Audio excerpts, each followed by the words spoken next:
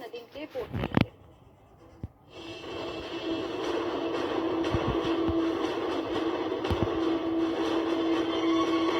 कायम मुकाम गवर्नर पंजाब चौधरी परवेज इलाही से चेयरमैन वापडा lieutenant general retired Muzammil Hussain की मुलाकात। चेयरमैन वापडा ने कायम मुकाम गवर्नर पंजाब को महकमे के जारी प्रोजेक्ट्स पर ब्रीफिंग दी। चौधरी परवेज इलाही ने चेयरमैन वापडा lieutenant general retired Muzammil Hussain की कारकर्दगी को सराहा। कायम मुकाम गवर्नर पंजाब का कहना था कि उम्मीद है कि नए डैम्स की तामीर मुकर्ररा मुद्दत में मुकम्मल होगी।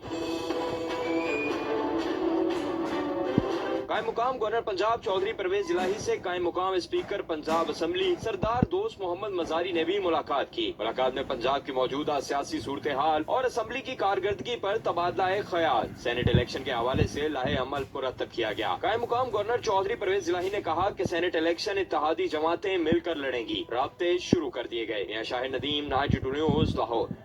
जुडिशियल रिमांड पर अडयाला जेल भेज दिया।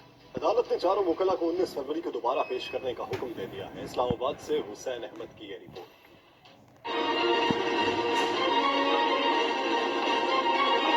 इस्लामाबाद हाई कोर्ट पर बुकला के हमले का case chief justice Akhtar Minallah ने समाअत की। डिप्टी कमिश्नर हमजा शफकात और एसएसपी इस्लामाबाद पेश हुए। दौरान समाअत वकील नजीर बाजवा ने अदालत को बताया कि पुलिस ने गुज़िश्ता रात उनके ऑफिस पर छापा मारा। वो बुकला एहतजाज में शरीक थे, न उनकी हमायत की। चीफ जस्टिस ने इस्तफसार किया कि असल मुजरमान की बजाय बेगुनाह बुकला के घरों पर छापे क्यों मारे जा रहे हैं। मुझे और किसी चीज का दुख नहीं, इदारा सिर्फ मेरा नहीं आप सबका भी है। मैं बहुत सारी चीजें नहीं बता सकता जो मेरी मालूमात हैं।